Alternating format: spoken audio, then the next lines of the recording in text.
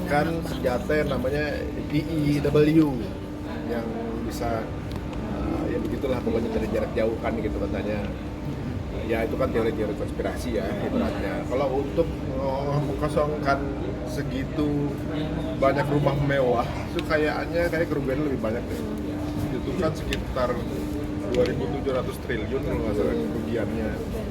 Dan itu yang terbakar bukan perumahan biasa loh.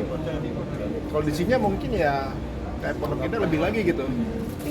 Rumah, ya mungkin ya dipikir, kan ini kan rumah yang di dekat laut ya, rumah artis segala macam yang harga jualnya satu rumahnya aja berapa gitu kan. Ya kalau nggak salah saya baca ini bukan info yang saya juga bukan paling sih masalahnya. Asuransinya itu di shutdown 3 bulan sebelumnya orang-orang itu, dan pada saat kejadian nggak ada air yang nyala. Gitu. Jadi mereka merasa kayak ada sesuatu kejanggalan ya, karena kebakarannya hanya di rumah-rumahnya, sedangkan pohon-pohonnya nggak kebakaran. Nah, ya kita juga nggak tahu isi ya, karena ada juga beberapa video yang melihat ketika di shoot ada yang terbang, ada yang bentuknya kayak drone gitu kan, kayak UFO apa segala. Tapi kadang kan helikopter yang nyemprotin kan juga pakai lampu juga.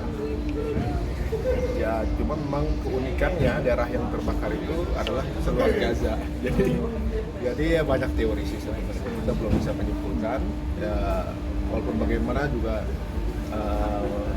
ya ada juga pasti orang-orang baik yang kena juga gitu. Dan nggak cuma yang gimana juga.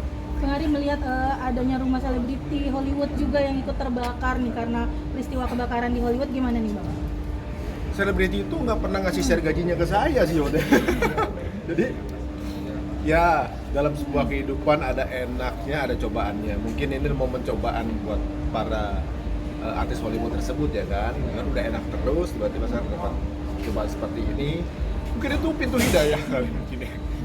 Tapi memang ini bukan yang kaleng-kaleng sih ya. Saya rasa juga rumah-rumah tersebut sudah di beberapa rumahnya masih ada yang bisa mengganti klaim asuransi ya. Oh iya, tadi 3 bulan sebelumnya asuransi bukan. Nah itu yang uniknya. Jadi ya banyak artis yang homeless sekarang atau juga tinggal di rumah saudaranya gitu. Ya sepertinya ya dunia berputar sih ya. Saya rasa karena kalau mereka juga memiliki talent atau juga kemampuan untuk bisa mengenerate penghasilan lagi, mungkin mereka bisa cepat juga. Tapi ya hal seperti ini mereka kaget gitu, tadinya mewah tiba-tiba nggak punya apa-apa. Karena orang-orang di Palestina gini habis setiap hari gitu. Udah selama 40 tahun, bayangin. Nah, jadi kalau dibilang perbandingannya kayaknya nggak sepadan sih. Tapi ya bisnis life sih, kadang senang kadang enggak. Semua cuma klasmen sementara kadang.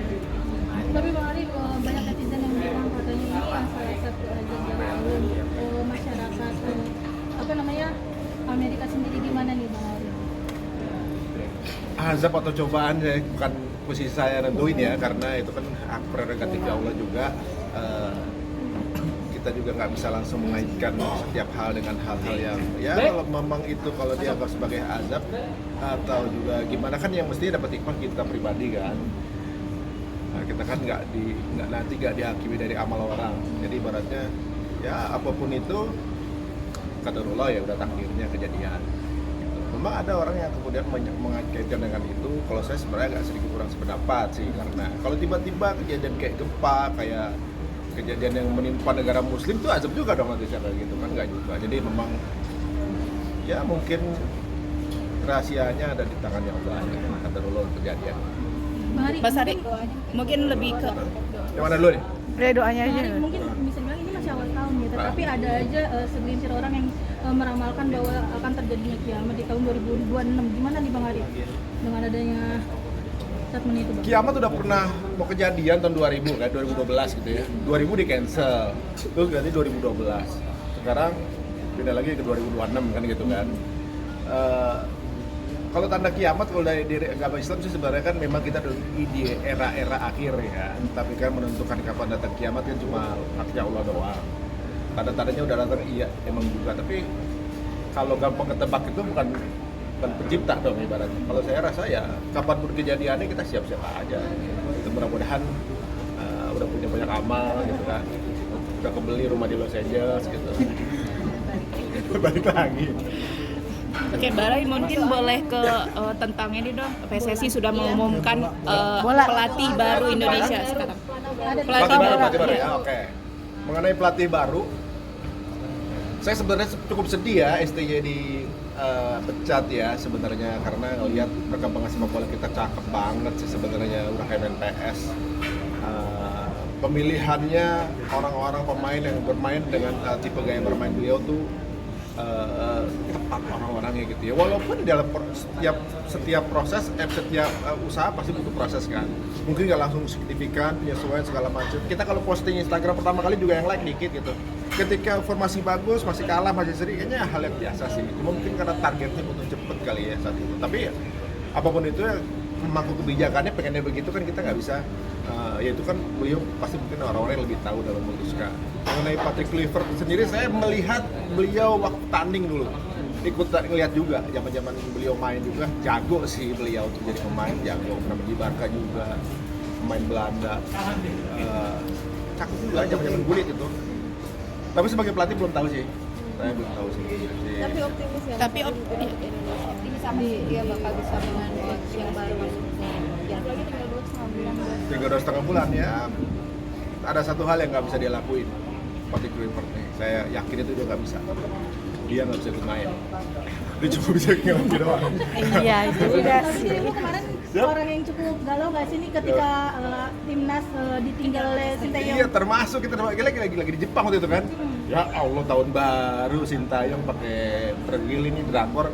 Ya tapi ya ibaratnya ya Sintayong kalau siapa tahu ternyata bisa kembali lagi kok, tenang aja. Kalau emang kita cinta banget sama dia, tiba-tiba Patrick Kluivert bagus mau apa sih? Kita semuanya alasannya rasional ya. Emosional boleh, tapi tetap harus ada alasan rasional. Kalau nanti Patrick Kluivert baru kan juga nanti netizen tuh gampang berpindah hati kok gitu. Ya kita doain Patrick Kluivert adalah pilihan yang tepat. Bang. Dan Sintayong dapat tim yang juga bagus. Insyaallah. Bang, Ya, kemarin dan kan keluarganya bisa wisuda, anaknya sunatan. Bang? ya Kak, kemarin kan infonya bahwa ternyata FCR sendiri Hah? naik jabatannya nih Iya. diangkat oleh Erick Thohir sendiri gitu di atas dari Patrick Kluivert. Ini gimana nih? Siapa? Si SCL. Jadi nggak dikeluarkan STY lagi. SCL. STY. Oh, kalau dia dinaikin jabatan. Dari Menang banyak dong, win-win dia. Bagus lah, Mas bisa ketemu berarti sama dia. Tapi PSIS yang kabarnya mau guide Sintayong seperti apa? Mudah-mudahan ya ntar PSIS bila lawan PSSI kan. Dulu ya. Oke, Kak. Thank you Mas Hari.